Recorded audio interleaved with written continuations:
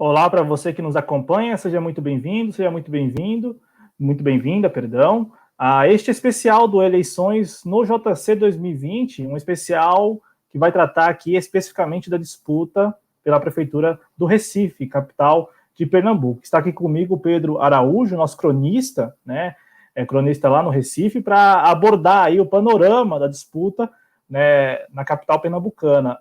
Antes de darmos início aqui ao que nós vamos trazer aqui para analisar, peço a você que nos acompanha que se inscreva em nosso canal, que se inscreva aqui na TV Jovens Cronistas, né, se ainda não é inscrito ou inscrita, deixe o like e compartilhe este conteúdo. E também participe tanto pelo chat como também posteriormente deixando o seu comentário aí, a sua avaliação, principalmente sobre o que nós vamos falar aqui neste programa, tá legal? Então é importante que você participe desse tipo de discussão, que você possa somar, que você possa agregar e colocar aí à disposição de todos, né, as suas considerações.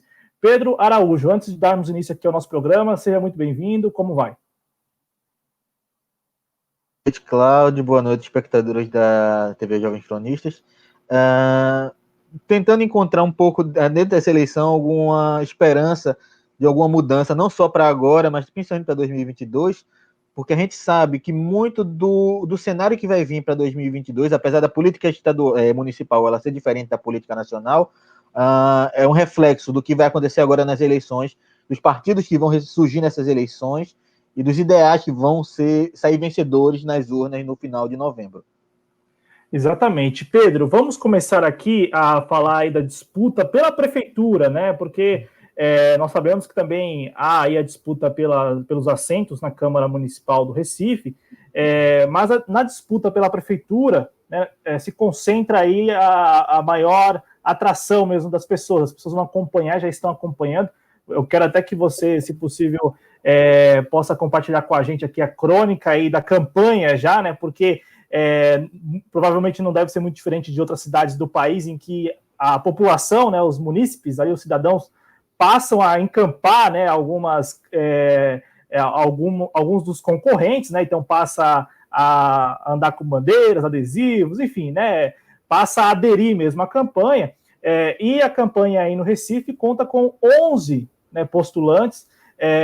A informação que nós temos, segundo o Tribunal Superior Eleitoral aqui, 11 pedidos de registro foram protocolados no TSE. No entanto, o TSE já indeferiu a candidatura do Novo, né, do Partido Novo, o candidato do Novo, o Charbel Elias Marum, né, ele que foi considerado aí pelo TSE inapto. Então restam aí 10 candidatos na disputa. Eu gostaria de te ouvir, Pedro, a respeito desses outros 10 candidatos que seguem na disputa, porque há blocos aí, há subgrupos, né, nesses 10 candidatos. Dentro desses 10 candidatos, a gente tem claramente dois grupos, pelo menos 3 grupos bem definidos. Nós temos o PT, que alguns dizem isolados, mas ele formou uma coalizão da grande oposição ao governo Bolsonaro, que vem no plano nacional, junto com o PSOL, junto com outros partidos menores como o PMB. Nós temos aquele bloco dos partidos de esquerda, que eles são conhecidos pelo maior radicalismo, por seus ideais mais firmes, como o PSTU e como o Unidade Popular, que sai com candidato esse ano à Prefeitura do Recife. E nós temos claramente aquele bloco dos candidatos à direita, que mais do que ser à direita, eles tentam herdar aqui em Recife os votos do presidente Jair Bolsonaro. Jair Bolsonaro, que no primeiro turno das eleições de 2018, ele venceu a eleição aqui em Recife, ele teve maior quantidade de votos do que Haddad e do que Ciro. Então, ele tem esse grupo de candidatos que eles tentam herdar essa votação, esses votos, esses possíveis votos que Bolsonaro teve em 2018. E apesar de não existir, pelo menos por parte do presidente, um apoio explícito a nenhum deles, eles tentam agregar a imagem de Bolsonaro, não só a santinhos, a adesivos, mas principalmente nos seus planos de governo. Você pode notar muito isso em candidatos como o Mendonça Filho, como a delegada Patrícia Domingues, inclusive como o candidato do PSL, que agora eu não decorei o nome dele ainda, mas quando você abre o plano de governo proposto por eles, você vê claramente algumas propostas que se alinham a do governo federal, a linha do governo federal, a linha do que Bolsonaro vinha propondo desde a campanha, com a participação, a adesão de Recife às escolas cívico-militares, com principalmente o armamento da Guarda Civil Metropolitana, e principalmente, se você encontra em muitos programas de governo, esse termo específico, que é o tolerância zero com a violência. Você não vê, muitas vezes, programas de inclusão social, você não vê nesses programas de governo coisas relacionadas à inclusão de minorias. Geralmente, alguma coisa voltada à segurança pública e de uma forma muito genérica. Ele não fala uma coisa específica, alguma atuação na inclusão de minorias e em levar dignidade às minorias para que elas não entrem no campo da violência. É simplesmente tolerância zero com a violência e aumentar a força do Estado contra as populações. Não falam claramente contra as minorias, mas no final das contas a gente sabe que o aumento do rigor do Estado é sempre nas costas dos mais pobres. Perfeito, Pedro Araújo aqui conosco, né? Ele que reforça a cronista aqui do projeto Jovens Cronistas lá no Recife, né? Volto aqui para a tela para a gente seguir com este papo, né? Até para a gente aqui dar nomes aos candidatos, né? Nós temos aí, como falamos, 10 candidatos aí à Prefeitura do Recife. Há blocos, como o Pedro acabou de descrever, né? Aqueles que tentam aí herdar os votos do presidente Bolsonaro, aqueles que são claramente de oposição, né, ao desgoverno Bolsonaro nessa disputa. Então, vamos aqui passar os nomes. Então, rapidamente, pelo PSTU, a candidata é a Cláudia Machado Ribeiro, né, pelo PRTB, que, aliás, é o partido do vice-presidente da República, né, Hamilton Mourão, o candidato é o Marco Aurélio de Medeiros Lima, pela UP, né, a Unidade Popular, que participa pela primeira vez aí, né, Pedro, das disputas eleitorais, né, nessas eleições municipais. O candidato é o Tiago de Oliveira Santos, pelo PSL é o Carlos Antônio Gomes de Andrade Lima, pelo PSC, né, o Alberto Jorge do Nascimento Feitosa, pelo Podemos é a candidata Patrícia de Oliveira Domingos, pelo DEM, né, pelo Democratas, aí o ex-ministro da Educação, José Mendonça Bezerra Filho, pelo PCO, né, Partido da Causa Operária, Victor Assis da Silva. Aí tem o candidato novo que, para o TSE, foi considerado inapto, né? Foi inclusive deferido já o pedido de protocolo de candidatura dele, o Charbel Elias Marum, ele não participa por hora, né? Segundo o TSE, o pedido dele foi indeferido. E vem os dois candidatos que eu quero já ouvir o Pedro, né? Que são os dois candidatos aí do campo progressista, ou que representam, né? Ou que se colocam, né, como representantes deste campo, né? O PT, de fato, ali marcando posição, né, para se colocar como oposição, né, aqui ao desgoverno Bolsonaro, claramente, né, e o PSB com uma coligação ampla, né, Pedro? Então, os dois candidatos que a gente está se referindo aqui, pelo PT, a Marília Arraes, né, a Marília Valença Rocha Arraes de Alencar, e pelo PSB, o João Henrique de Andrade Lima Campos, o João Campos, né? Para passar aqui os nomes também, então, o PT aí no Recife vai para a disputa coligado com o PSOL, com o PTC e com o PMB, enquanto o PSB, Pedro, e é este o ponto, né? O PSB vai aí com um leque amplo, né? Um amplo leque de partidos coligados. O MDB, a Rede, o PCdoB, o Solidariedade, o PROS, o PV, o Avante, o Republicanos, né? O Republicanos, que é o antigo PRB, que é o partido da Igreja Universal, né, o Republicanos, o PP, o PDT, né, o Partido Democrático Trabalhista, o PSD e o próprio PSB. Então, eu quero ouvir de você, Pedro, essas duas candidaturas em particular, né, como você está observando isso, porque enquanto uma se coloca mesmo como oposição, que é o caso da candidatura da Marília Reis, o candidato João Campos, e também aí levando em conta o histórico do PSB no Estado, preferiu e optou e conseguiu, né, um amplo leque de partidos coligados. Para um momento político em que, principalmente no campo da esquerda, as pessoas cobram tanto coerência com coligações, a gente vê que o PSB ele junta na coligação dele partidos que em nada se combinam com os ideais do que o partido enfim, em tese propõe. Eu não estou aqui criticando, não. A crítica à aliança política dentro do sistema eleitoral atual, dentro do sistema representativo atual, ela é necessária. Não dá, ninguém governa sozinho e ninguém governa sem ter apoio no parlamento. Seja o parlamento estadual, municipal, federal, todo mundo precisa de apoio. A grande questão é que existe uma cobrança em termos de coligações, de coerência nas coligações para alguns partidos, e alguns partidos simplesmente chutam o pau da barraca e aí se aliam com partidos de direita, partidos de centro-direita, partidos que nada tem a ver com o campo progressista que o PSB diz fazer parte, apenas para ter um maior tempo de TV, para ter um maior tempo de exposição na mídia. E, novamente, não estou criticando isso. Estou criticando aqui um pouco da falta de coerência em criticar outros partidos e fazer o mesmo logo em seguida.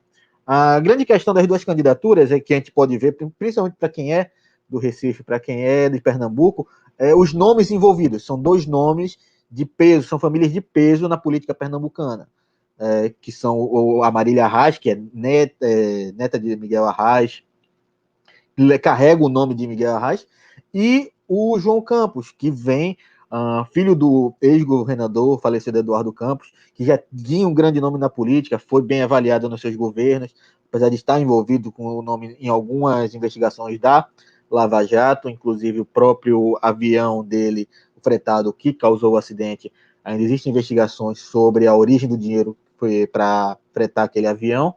Mas, enfim, são dois nomes de peso, são dois nomes expressivos na política pernambucana, dois nomes que eles traduzem muito bem um pouco até a oligarquia que comanda Pernambuco já há alguns anos.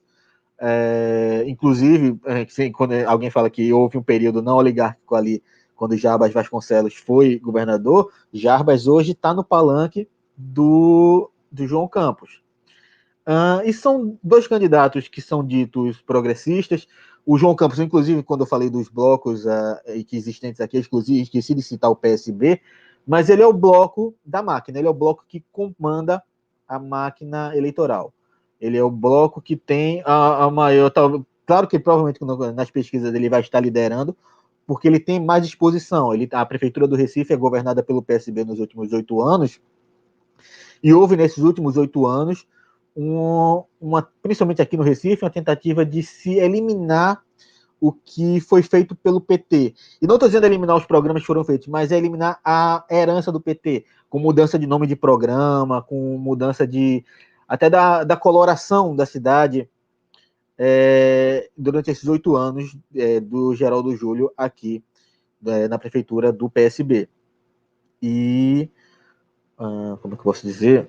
Houve... justamente por isso, o partido do João Campos tem mais essa exposição, ele vai ter mais essa exposição em contrapartida à Marília, que está sofrendo, inclusive, com um boicote dentro do próprio partido, já que havia uma ala do PT que queria se coligar ao PSB aqui, e até por não ter havido essa coligação, levou a um racha, porque claramente o PSB ele não tem um racha nacional, inclusive em algumas outras prefeituras o PSB está se lançando como oposição, entre aspas, às candidaturas petistas, pelo que houve aqui. Porque o PSB ele tem, claro, um projeto de poder e que ele não aceita ser contrariado.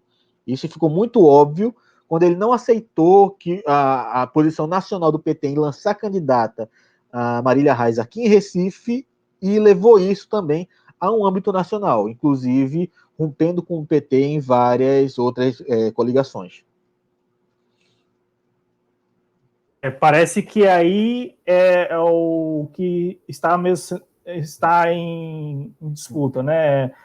PSB e PT é o que nós estamos acompanhando. Isso já desde as eleições presidenciais de 2018, né, naquele episódio da própria Marília Arraes. Eu quero perguntar a você, Pedro, aproveitando que estamos falando aqui da Marília Arraes e do João Campos, como que você enxerga o fato deles serem hoje deputados federais eleitos, né, com um mandato já, né, trabalhando, enfim, desde 2019, aí, desde a posse de 2019, estão desempenhando atividades lá na Câmara dos Deputados e por enquanto, né, estão apostando aí que um dos dois levará a Prefeitura do Recife, portanto, um dos dois não voltará se seguir as projeções, não voltará à Câmara dos Deputados. Então, quero te ouvir em relação a isso, enquanto cronista, enquanto observador mesmo, e também gostaria de te ouvir sobre o clima na cidade, porque para quem está fora do Recife, a disputa estaria ali em pé de igualdade. Isso se confirma, uma vez que você acabou de falar que o PSB detém a máquina?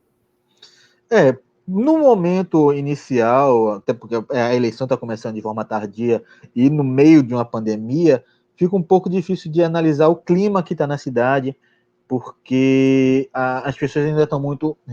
apesar de a vida ter voltado ao normal de alguma forma, apesar da quantidade de mortes ainda continuar subindo não, mas pelo menos ali existindo, o que já era o suficiente para as pessoas terem respeito pela vida que estão se perdendo, mas enfim, ainda existe um clima muito incerto em relação às eleições. Você vê muita bandeira contratada sendo colocada nas calçadas, você vê muita militância contratada de alguns candidatos, principalmente da direita, nos sinais tentando distribuir adesivos, mas eu pelo menos ainda não vi uma adesão grande da população, no geral, seja da esquerda ou da direita, à eleição. Então, não sei se ainda pelo clima tardio do início das eleições, já que a gente já está no começo de outubro, já deveria ter chegando ao final, pelo menos do primeiro turno, e nós estamos iniciando agora a campanha eleitoral, e também pelo fato de estarmos no meio de uma pandemia. Existe ainda, em alguns locais, a orientação para o isolamento social e tudo, e talvez as pessoas estejam evitando essas grandes aglomerações de eventos políticos justamente por isso. Então o clima ainda está meio morno, não tem ainda como eu dizer que o clima está pendendo para um ou para outro. Existe, claro, o uso da máquina municipal nas eleições, quando a gente vê, por exemplo, na fachada de alguns habitacionais aqui em Recife, sendo pintadas com as cores do partido, da prefeitura. Porque nada me convence que durante anos a fachada de um habitacional foi de uma cor e na época da eleição está sendo pintada de amarelo. Nada me convence ao contrário. Vou dizer que foi uma coincidência, que já estava planejada há meses, nada me convence ao contrário. Nada me convence ao contrário, porque é inclusive as cores do partido mesmo. Amarelo, preto e vermelho. É exatamente as cores da bandeira com o nome do João Campos, que, por coincidência, está na frente do habitacional. Existe esse uso da máquina, mas enquanto a população em si, enquanto a adesão da população às campanhas ainda está um pouco morno. A campanha ainda tem muito a evoluir e não dá para tirar uma conclusão num olhar assim, o primeiro olhar pela cidade. Em relação aos nomes do João Campos e da Marília Reis, por serem deputados federais e não retornarem às suas legislaturas, um dos dois não vai retornar às suas legislaturas, se por acaso eleitos, porque a campanha está realmente acirrada, apesar de que eu acredito que daqui para o final do período eleitoral, alguns candidatos vão começar a se sobressair mais do que outros, até por tempo de exposição na TV, e por nome mesmo, porque a gente sabe que apoio político é muito importante, né, principalmente em eleição municipal, porque é muito dos líderes de comunidade, dos líderes locais que apoiam um candidato ou outro, que vão levar a uma posterior eleição. A gente sabe que a nível municipal tem muito disso. Mas eu acredito que, eu não sei quem são os suplentes, mas o meu maior medo no meio disso tudo é aumentar dentro da Câmara dos Deputados o número de deputados não comprometidos com alguma causa progressista. Por mais que eu tenha muitas críticas ao PSB em diversos aspectos, pelo menos as legislaturas de Pernambuco eleitas do PSB, elas sempre votaram de forma coerente com temas progressistas, votaram contra, apesar de ter algum, se não me engano, foi o Felipe Carreiras, que é deputado federal, ele ter votado a favor da reforma da Previdência, em sua maioria, a bancada do PSB de Pernambuco, ela votou contra a reforma da Previdência e vem votando contra temas propostos pelo governo Bolsonaro, que geralmente visam a destruição de direitos sociais. Meu medo, com a saída de alguma dessas duas legislaturas, desses dois legisladores, seja a entrada de alguém não envolvido com a causa progressista no lugar deles, porque eu realmente não tenho acesso à informação de quem seriam os dois suplentes que poderiam assumir a vaga desses dois. Perfeito, Pedro. Pegando aqui mais alguns números do TSE para a gente ir enriquecendo, né, essa nossa conversa sobre a disputa no Recife, segundo o TSE, por hora, né? E eu imagino que, como os prazos já expiraram, então estes números eles tendem apenas a diminuir, porque agora começa aquela fase de julgamento ali, né? E de indeferimento das candidaturas, dos pedidos. Então, segundo o TSE, o Tribunal Superior Eleitoral recebeu 909 pedidos de registros de candidatura. E eu quero agora abordar um outro ponto que não pode ficar de fora desse nosso papo introdutório, que é o fato do presidente do PSL, o Luciano Bivar, ser de Pernambuco, ser do Recife, e o PSL, por enquanto, Pedro Araújo, segundo o TSE, é o partido que mais protocolou pedidos de candidatura no Recife, com 61 candidaturas. Isto tanto para a sua candidatura oficial à prefeitura, né, que é o candidato Carlos, né, o Carlos Antônio Gomes de Andrade Lima e tal, que é do PSL lá do Recife, como também os candidatos à vereança, né, a vereadora pelo partido lá. Quero te ouvir em relação a isso mesmo, Pedro. Você acredita que o fator Bivar possa pesar, ou ele está se aproveitando, ainda que não tenha aí, não seja possível nós aqui, pelo menos analisando, não é possível enxergar algo de concreto, né, de que o PSL, depois das eleições de 2018, ainda tenha alguma força para pleitear, de repente, a própria prefeitura, mas, principalmente, estabelecer uma bancada na Câmara Municipal. É engraçada a questão do PSL, porque houve o racha com o governo Bolsonaro, inclusive com a saída do presidente do partido, mas a campanha do coronel Alberto Feitosa, como ele gosta de ser conhecido, ele deixa bem clara a imagem de Bolsonaro. O presidente do PSL, o Luciano Bivar, ele teve uma rusga enorme com o Bolsonaro, quase que em rede nacional. Foi colocado ali para o Brasil inteiro aquela briga entre o Luciano Bivar e o Bolsonaro, e ainda assim o candidato aqui de Pernambuco, ele tenta colar na imagem do bolsonarismo.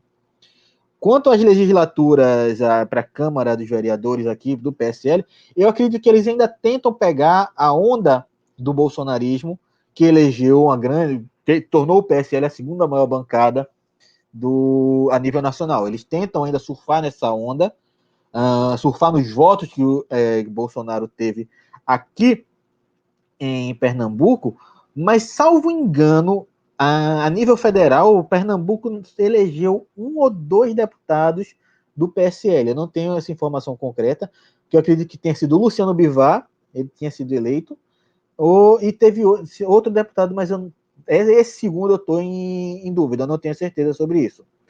Mas outra questão a ser levantada é o que vem rolando desde 2019, que é a questão das candidaturas laranja do PSL. Será que esse número tanto de candidaturas lançadas, elas realmente são candidaturas lançadas ou são candidaturas para aproveitar o fundo eleitoral, que em termos de PSL aumentou agora após a última eleição?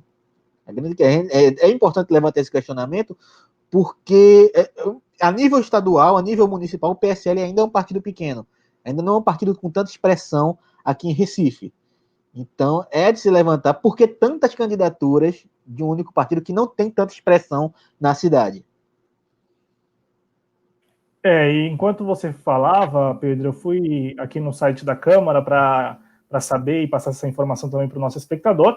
Segundo o portal da Câmara, né, a bancada da eleição de 2018 para deputado federal diz que em Pernambuco o PSL apenas elegeu o próprio Luciano Bivar. Então, um candidato apenas, né? Ou seja, você vê que a nível estadual ele não tem essa relevância toda como ele teve a nível federal, que ele se elegeu muito deputado em outros estados. Dentro de Pernambuco, cujo presidente do partido tem o seu domicílio eleitoral aqui, ele não tem essa força para lançar 71 vereadores. Claro que ele pode estar querendo surfar na onda do bolsonarismo e ver se consegue emplacar um grande número de vereadores aqui em Recife, mas dificilmente para uma Câmara de apenas 39 vereadores você lançar um número de 77 vereadores num partido pequeno, um partido sem tanta relevância, não, para mim, desperta alguma desconfiança. Ficar de olho, né? Ficar de olho pelo histórico do próprio partido, né? Histórico recente. Pedro, eu vou retomar o ponto da Marília Reis, da disputa Marília Reis e também João Campos, para perguntar a você e deixar isso claro ao nosso público, se você acredita que a polarização se dará de fato até o final da campanha entre esses dois candidatos. E também quero te ouvir se algum dos outros candidatos, né, algum dos outros 8 candidatos aí tem alguma chance de aparecer e principalmente, qual será o papel na sua avaliação do Mendonça Filho nessa campanha, né? Ele que é do DEM, partido do presidente da Câmara dos Deputados. Então, assim, há pelo menos ali alguma expectativa por parte do partido, eu imagino, né, que ele possa, de repente, disputar efetivamente a campanha. O que você acha? Cláudio, eu acredito que talvez não a eleição não se polarize entre Marília e João Campos. Pode ser que no final das contas os dois vão para o segundo turno, pela força do sobrenome, pela força que tem aqui o PSB, pelos últimos 2006 até aqui, pelo menos os últimos 14 anos, desde a eleição de Eduardo Campos em 2006 para governador, o partido criou muita força, mas em contrapartida, o PT aqui, por causa de Lula, por causa de tudo, tem muita força, então pode ser que eles acabem dominando a eleição e levem ela para o segundo turno. Mas existem dois candidatos aqui, o Mendonça Filho que você citou, e a delegada Patrícia Domingues, que talvez eles cheguem a polarizar com o campo progressista. Existe essa possibilidade, porque o Mendonça e a Patrícia, eles tentam colar na imagem do bolsonarismo, nem sempre citando o presidente Bolsonaro ou apoio do presidente Bolsonaro, mas eles tentam colar nessa imagem do bolsonarismo. A delegada Patrícia Domingues, ela inclusive tem essa essência do bolsonarismo muito nela, pela forma como ela entrou na política, pela forma meio cidade alerta em que ela entrou na política, que foi aparecendo, ela ganhou essa fama dela por causa de um caso policial que ela estava responsável, e ela tem a característica básica do bolsonarismo, que é querer levar tudo na base da violência. Como eu falei, ela tem dentro do projeto dela existe o plano para armar a guarda municipal, o plano tolerância zero contra a violência, vai combater todo tipo de violência, e no final a gente sabe quais são as violências que vão ser de fato combatidas, é sempre contra a população mais pobre. Mas a Patrícia, principalmente entre esses dois, dentre o Mendonça Filho e a Patrícia Domingos, eu acho que a delegada Patrícia Domingos, ela tem mais como se colar a imagem do bolsonarismo e talvez se tornar um dos outros pontos da polarização. Mas, por enquanto, esses 4 candidatos aí, eles estão muito flutuantes, tanto que na pesquisa do Ibope, eles estão praticamente empatados ali. Existe um empate técnico entre praticamente todos eles. Então, esses 4 candidatos ali, eles podem levar, qualquer um deles pode entrar nessa polarização da briga. Você pode ter uma polarização no campo das esquerdas, com a disputa entre o João Campos e a Marília Reis, ou você pode ter a polarização entre os campos progressistas e o campo conservador, com a entrada do Mendonça ou da Patrícia Domingos dentro da disputa. A Patrícia, né, a que se refere aí ao Pedro, né, a delegada Patrícia, ela está na coligação Podemos, ela é do partido Podemos, com o Cidadania, né, antigo PPS. Quer complementar algo, Pedro, em relação a isso? Porque você tem essa coligação também, né, que de repente aí em nível local possa ser forte, ou possa se mostrar forte. Não, dentro do local, são 2 partidos ainda sem grandes expressões. É a mesma forma do PSL aqui, que apesar de ter o presidente da sigla aqui, eles não são partidos com grande expressão. O Podemos, da mesma forma que o PSL apostou no Bolsonaro a nível nacional, o Podemos aposta na Patrícia Domingos justamente por essa fama dela, para trazer o cerne do bolsonarismo para dentro dele e tentar crescer da mesma forma que o PSL cresceu na sombra do bolsonarismo. Eu só estou tentando encontrar aqui qual foi o caso que a delegada Patrícia ganhou notoriedade para poder comentar aqui com os espectadores. Perfeito, Pedro. E aí, na sequência, eu quero ainda te perguntar, porque, para deixar bem claro, o Mendonça, até aqui na campanha, tudo bem, a campanha começou aí na semana passada, mas com toda certeza na articulação ali prévia, né, já demonstrava, eu imagino, a sua tendência, se seria uma tendência bolsonarista mesmo, de colar a sua imagem à imagem do presidente, ou de um candidato que, ora é bolsonarista, ora não é mais bolsonarista, vai conforme a conveniência. Eu quero saber de você se hoje o Mendonça Filho, na campanha dele, né, ele tenta colar a imagem dele à do presidente ou não. Só para deixar claro. Eu acredito que, pelo que eu acompanhei da campanha dele, ele ainda tenta se esvair, ele ainda tenta ser aquele candidato maleável. Ele tenta abocanhar alguns votos dentro do bolsonarismo, mas também daquela direita que não está tão satisfeita assim com o governo Bolsonaro. Ele é basicamente aquele candidato do meio termo, aquele candidato que quer agradar tanto a direita mais conservadora, mais radical, que quer o Estado firme no combate à violência, que quer o Estado firme no enfrentamento de questões que eles consideram morais, como questão de inclusão de minorias, mas também quer agradar aquela parte do Estado que quer o Estado mínimo, que quer o Estado incentivando o empreendedorismo. Tanto que, se você encontrar o programa do Mendonça Filho, ele é um dos maiores, ele tem 50 páginas. 50 ou 70 páginas o programa dele, enquanto os outros candidatos chegam ali no máximo a 10, 15 páginas. Então ele tenta abocanhar o máximo de votos que ele pode. Ele não cola diretamente na imagem do bolsonarismo, mas ele tenta pegar alguns votos desgarrados de lá. Eu acredito que os candidatos do bolsonarismo mesmo, seja a delegada Patrícia e o coronel Alberto. Eu acredito que eles sejam aqueles que vão colar mais na imagem do Bolsonaro. O Mendonça ele vai ficar flutuando ali entre esses dois polos. Perfeito. Então, o Pedro deixou claro aí que os dois candidatos que vão tentar ali colar a imagem no presidente Bolsonaro são os candidatos do Podemos e do PSC na disputa lá pela prefeitura do Recife.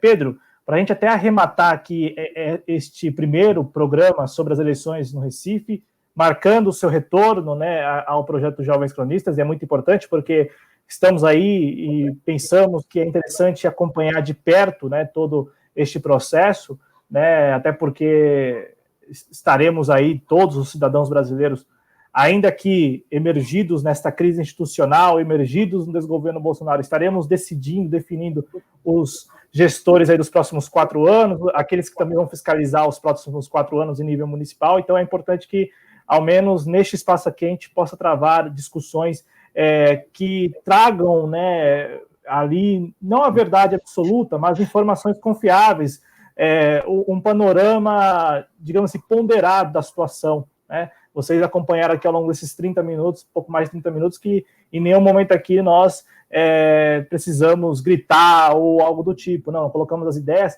E para a gente arrematar, tem um tema que é importante também discutir com você, mas isso já data aí da pré-campanha, né? Mais da pré-campanha do que necessariamente agora da campanha, que foi o episódio do PDT do Recife com o também deputado Túlio Gadelha, né?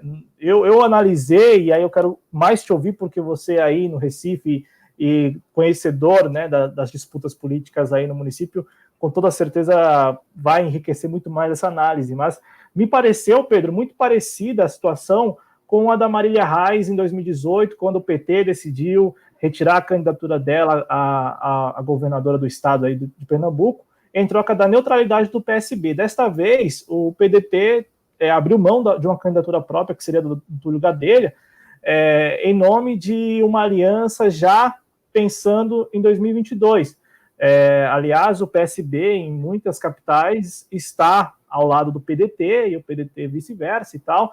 Então, eles estão juntos aí nessas disputas municipais, já pensando, faz parte aí, né, do plano partidário do PDT, principalmente, e também do PSB, de se estabelecerem como partidos aliados em 2022. Eu quero te ouvir a respeito do episódio do Túlio Gadelha e já aí, de alguma maneira, projetar, digamos, este outro polo que vai surgindo e já vai aí tomando forma pensando em 2022.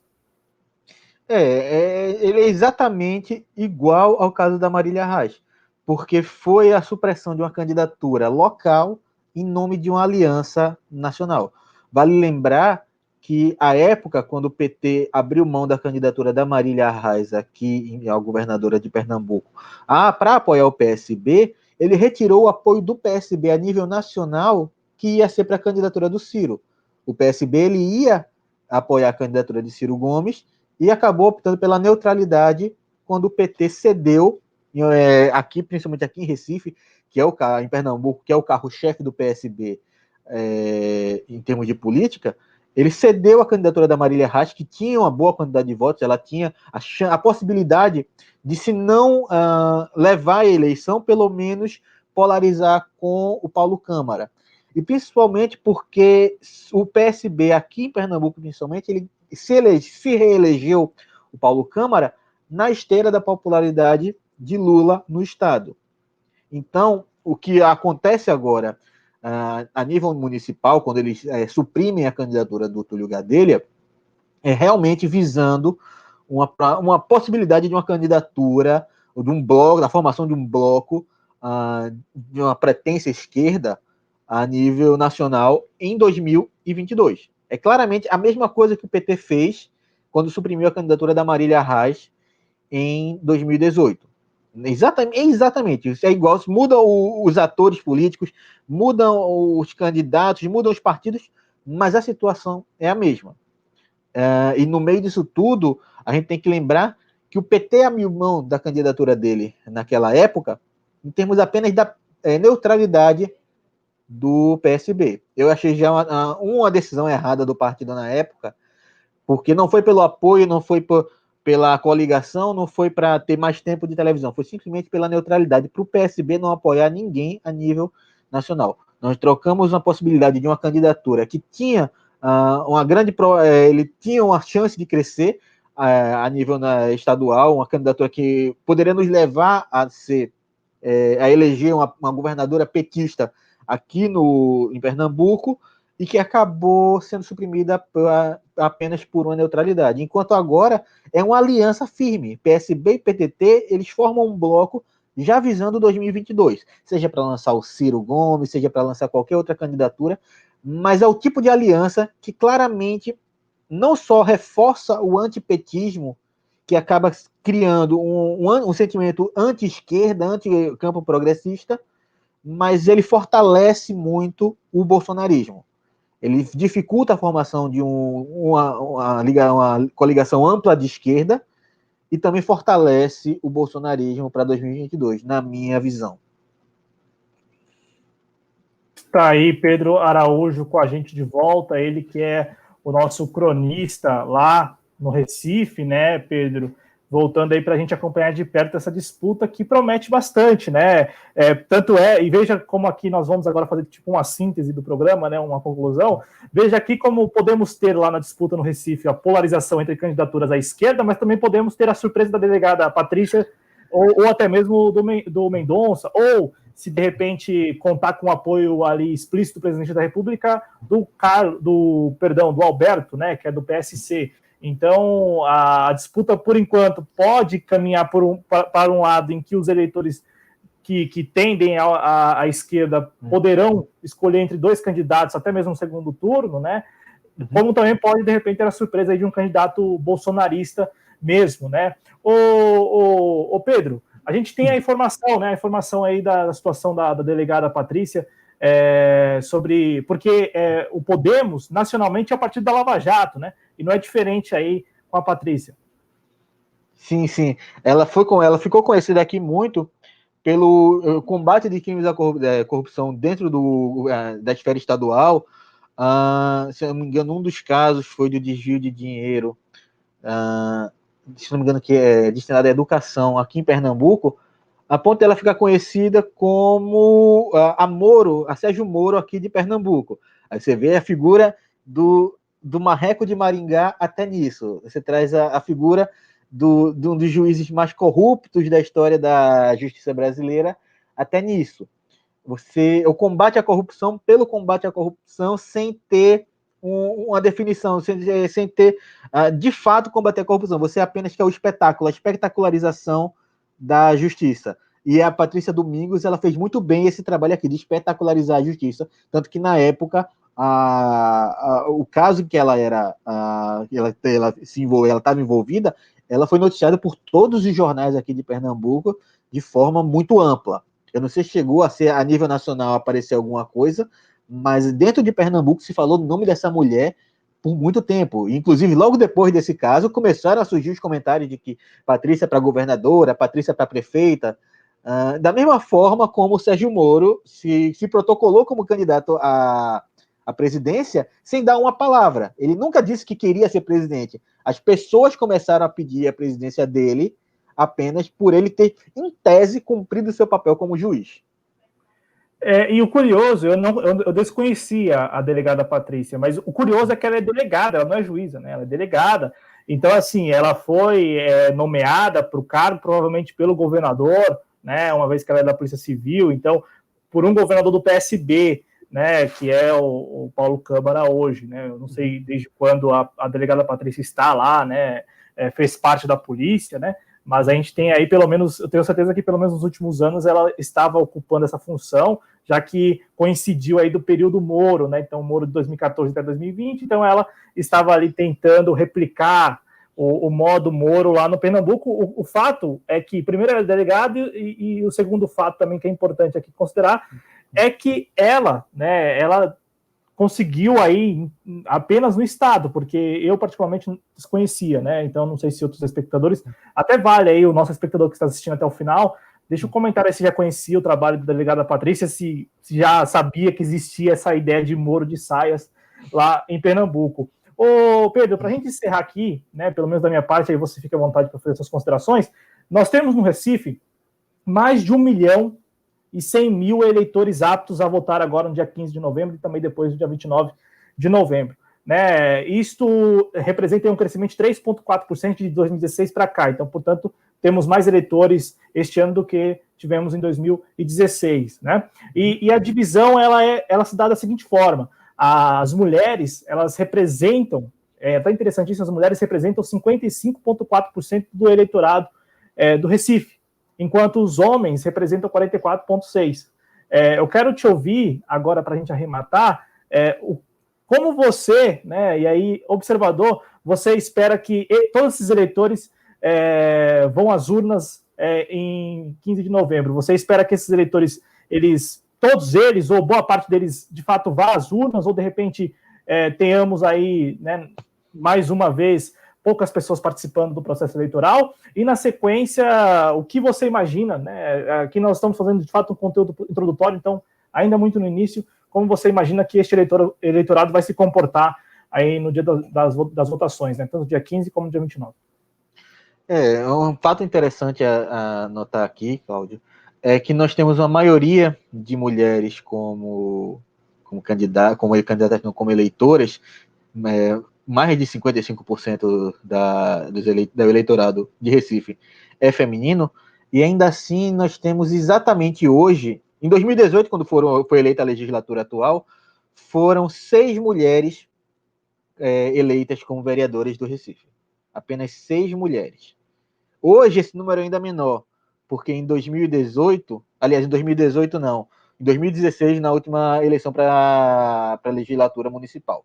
Em 2018, esse número caiu ainda mais, porque a Marília Arraes ela foi eleita deputada federal e quem assumiu o lugar dela na Câmara de Vereadores foi João da Costa. Ou seja, hoje nós temos 5 mulheres assumindo o cargo de vereadora no Recife. A gente vê como a nossa representação política ela ainda é falha. Porque no estado em que numa cidade onde 55% do eleitorado é feminino, nós temos uma percentagem minúscula de mulheres na representação dentro do legislativo municipal. Pior ainda, nós não temos uma mulher prefeita do Recife em toda a nossa história. Caso a Marília Arraes ou a Patrícia Domingues sejam eleitas como prefeita de Recife, vai ser a primeira mulher a sentar na cadeira do Executivo Municipal. Então a gente vê dentro no microcosmo que é a eleição municipal, a nossa falta de representatividade. Em relação ao eleitorado, eu acredito que nós vamos ter uma baixa participação, porque pelo que eu estou vendo, pelo que eu ando vendo de acompanhar das eleições, do engajamento eleitoral, a gente tá muito, a população no geral está querendo muito ir para shopping, está querendo muito ir para bar, está querendo muito ir para praia, mas na hora de cumprir o papel como cidadão e ir votar, vão usar a pandemia como a justificativa para não comparecer às urnas. Não sei até que ponto isso vai ser bom, até que ponto isso vai ser ruim, até que ponto isso vai prender para um lado, até que ponto isso vai prender para o outro. A gente vai ter que esperar muito o avanço da eleição, do processo eleitoral, do período eleitoral, para poder avaliar isso. Mas eu com certeza acredito que a gente vai ter uma baixa participação, acredito que a participação dos idosos nessa eleição vai ser pequena, para não dizer quase nula, porque aqui em casa, por exemplo, eu vivo com a idosa e a gente já determinou que ela não vai votar pelas complicações que ela tem de saúde, pela exposição que ela pode ter ao coronavírus, e que acredito que esse vai ser o pensamento de muito idoso, muita família com idoso no Recife. Então, eu acredito na baixa participação da população nessas eleições, eu acredito num baixo engajamento eleitoral, mas para que lado da balança isso vai pesar, a gente só vai poder dizer com o avanço do processo eleitoral. Exatamente. Pedro, muito obrigado aos nossos espectadores. Voltamos numa outra oportunidade, reforçando o convite para que você que nos assiste se inscreva no nosso canal, deixe o like, compartilhe esse conteúdo e também deixe aí as suas ponderações, né? Seja a favor do que colocamos aqui ou contra o que nós colocamos aqui, desde que numa forma aí respeitosa, sem xingamento, estamos aqui abertos a te escutar, né? No caso, a ler o que vocês pensam a respeito do nosso trabalho. Muito obrigado, Pedro, mais uma vez. Obrigado, Cláudio, obrigado, espectadores. Deixem o like aí, acompanhem a gente nas redes sociais, e é isso aí. Exatamente, estamos nas redes sociais. Muito obrigado a todos vocês. Voltamos numa próxima, como eu disse, este é um especial, então pode ser que porventura a gente volte na mesma semana ou numa outra semana, mas enfim, estamos por aqui. Como o Pedro deu o recado agora, se você acompanhar as nossas redes sociais, com toda certeza será informado, notificado. Até uma próxima, gente. Saúde para todo mundo. Valeu.